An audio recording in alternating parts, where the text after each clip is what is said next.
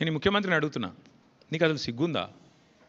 Maharashtra police వాళ్ళు వచ్చి ఇక్కడ నెలల తరబడి ఆ కంపెనీలో కూలీలుగా చేరి, కార్మికులుగా చేరి, నెలల తరబడి పరిశోధించి, చివరికి అది డ్రగ్స్ అని తెలుసుకున్న తర్వాత, నిర్ధారించుకున్న తర్వాత, నీకు ఖబర్ లేకుండా, నీ పోలీసు వాళ్ళకి ఖబర్ లేకుండా, నీ ఇంటెలిజెన్స్ వ్యవస్థ కుప్పగూలిపోయి, వాళ్ళు వచ్చి దాడి చేసి, మహారాష్ట్ర పోలీసు వాళ్ళు వచ్చి హైదరాబాద్లోని చర్లపల్లిలో దాడి చేసి 12,000 కోట్ల డ్రగ్స్ పట్టుకున్నారు.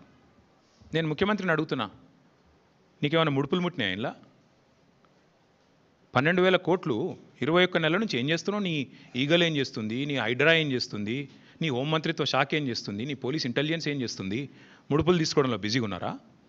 ఎట్లా? హైదరాబాద్లోని చెర్లపల్లిలో 12,000 కోట్లు. ఇది భారతదేశంలోనే రెండవ అతిపెద్ద డ్రగ్స్ ఇప్పటిదాకా దొరికింది. ఇదివరకు ఒకసారి గుజరాత్లో దొరికింది 21,000 కోట్లు, ఇప్పుడు రెండోసారి 12,000 కోట్లు. సిగ్గులేని విషయం ఏంటంటే, సిగ్గుపడాల్సిన విషయం ఏంటంటే, మన పోలీసులకు ఖబర్ కూడా లేదు. మహారాష్ట్ర పోలీసుడు వచ్చి దాడి చేసేదాకా మన పోలీసులకు ఖబర్ కూడా లేదు. ముఖ్యమంత్రి గారికి ముడుపులు అందినాయి అనేది నా అనుమానం. అందుకే చూసి చూడనట్టు వేయండేమో, లేదా ముఖ్యమంత్రి బిజీగా ఉన్నాడేమో.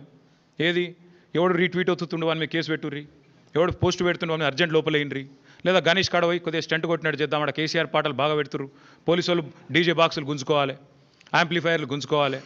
గదే పని ఏమున్నది ఇవాళ పోలీసు వాళ్ళకి రాష్ట్రంలో పని? పాపం పోలీసు వాళ్ళ బండ్లలో డీజిల్ దిక్కులేదు. మేము మమ్మల్ని అరెస్ట్ చేస్తుంటే హరీష్ రావు గారు అడిగినారు, ఏమైనా నీకు టీఏ వచ్చిందని అడిగారు. పాపం ఆయన నవ్వుతుండు పోలీసు ఆయన. డిఏ వచ్చినాదా, టీఏ వచ్చినాదా, మీ బండ్లలో డీజిల్ అని వస్తున్నాదా అంటే చెప్పలేకపోతున్నారు. పోలీసు వాళ్ళు నవ్వుతున్నారు. అట్లాంటి పరిస్థితి ఉన్నది వాళ్ళు. అందుకే ఈ రాష్ట్ర హోంమంత్రికే ముడుపులు అందినట్టుగా నాకైతే అనుమానం ఉంది.